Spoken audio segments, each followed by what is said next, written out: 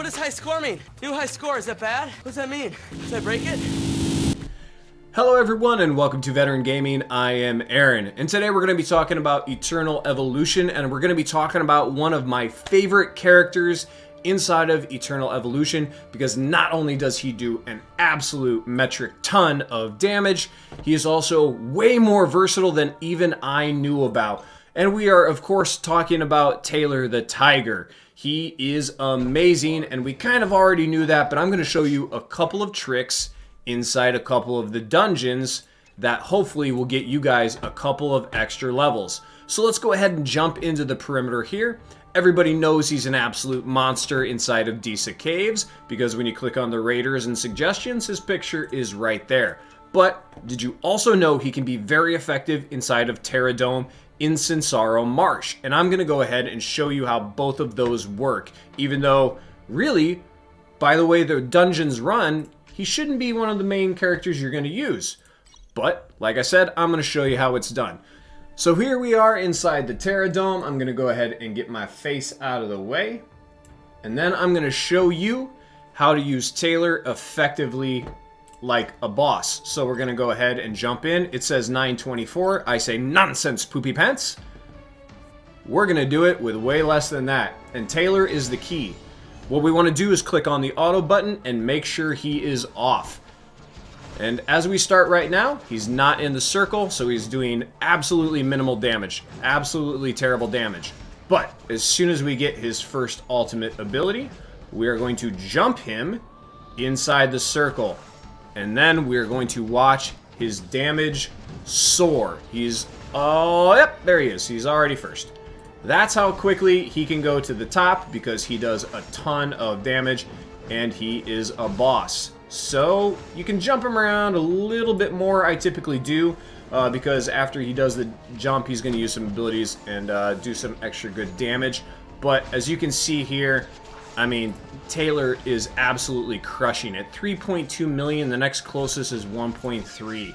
All because you can jump him in the circle. And then, like I said, kind of bounce him around a little bit. You don't have to bounce him far. Just make sure he stays in the circle. And you're going to want to make sure that he's not in front of the boss, because he's going to do that cone damage, and then that's going to be a problem. The other recommendation I'll have while you're actually doing the dungeon here is try to time it so that you have a jump here. That way you can jump him back into the general area of where the boss is going to land again. That way, as soon as the boss comes back into the scene, he's already in that blue circle.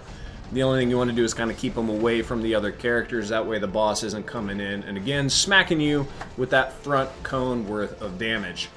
As, yeah, this is going to be kind of close. But look, the way I had him positioned, he's already in the blue circle. He's already doing damage. Now all I want to do is bop him to the other side, away from the boss, and just watch him make it rain.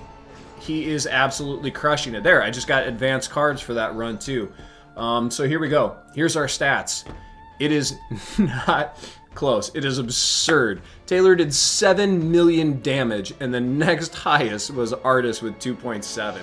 He absolutely carried this battle. So there you go. There is our hint on how to use Taylor inside of the Terra Dome. If you're not already using him in that fashion, as long as you have him evolved and geared, I promise you, he's going to absolutely crush it for you the way he just did for me. Sinsaro Marsh. This is another one that you can actually use Taylor, even though you're typically going to want to use AoE characters here. Now, the way this really works for me, again, to get 10 cleared is I pair him with Emma. And I know what you're thinking. Emma doesn't make any sense either. It's not an AoE character. You need to take down all the spiders. But here's what I'm going to say. First of all, if you have the Divine Prototype, try to run Bloodlust. When an allied energy, hunter, assassin, or vanguard hero kills an enemy, the user's attack shall be increased by 20% for 10 seconds. When you kill those little spiders that they summon, you are getting that buff. So if you have it, run that if you're going to run the comp that I am here. And other than that, I will show you. We'll just run one again because I'm out of attempts for the day. But again, we're going to go to auto, and we're going to I take all of my DPS off when I'm really pushing the high-end content here. Well, high-end for my account. That way I can kind of control it. But what we want to do with Taylor again is use that jump and jump him back towards the little spiders, because then he's actually going to target those little spiders. So let's go ahead and start bombing the little spiders.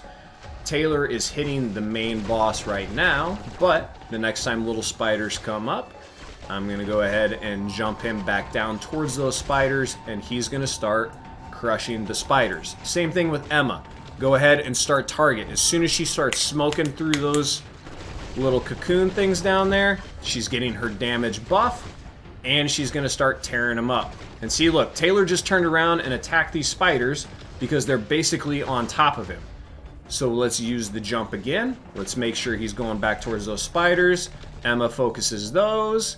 Ravenna focuses those. Taylor's back there, so he's going to start picking them off too. Again, we want to pick off the little spiders with Emma. She does that little machine gun. She smokes them. She gets a ton of extra power. Don't want to get too close, Taylor. Let's back off there a little bit. Emma, you start making it rain. Ravenna, start making it rain. We're getting those attack bonuses. We're smoking the little spiders. Taylor isn't hitting the main boss, but that's fine. I don't really need him to. What I need him to do is stay on top of these little spiders back here, which he is doing an awesome job of. Click that one a little too soon. I want these little spiders to pop up. Yep, get the little ones. There we go. Aim our little ones. We can get a bunch of them there with Ravenna. There she goes. She's cleaning them all up. Again, look where Taylor is focusing. He's focusing at the back, which is where I need him to. Now I can just go ahead and finish off the boss here. Let's get Taylor out of there so he doesn't explode. And boom, there we go. There is a dungeon supposed to be for AoE class characters that I used 2 hunters for, and I absolutely smashed it when you actually take them off auto and control. You control who Emma shoots, you control where Taylor is bouncing around, and then he will target some of the closer little spiders, and he's not just going to hit the boss. So he does good initial damage to the boss, and then he bounces around. So I know that was a little bit of a showcase on Emma also, but I'm just in love with hunters. They have some great abilities in this game, and Taylor specifically is just an absolute monster.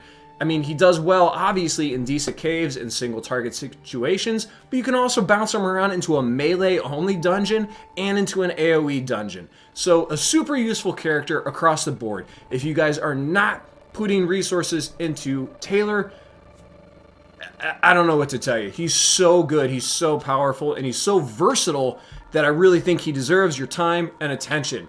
So thank you guys very much for stopping in. Subscribe to the channel so you're not missing any upcoming content. I'm going to try to put out more helpful videos like this so that you continue progressing in the game. Smash a big thumbs up if you liked the video, and as always, have fun, good luck. So I got that going for me, which is nice.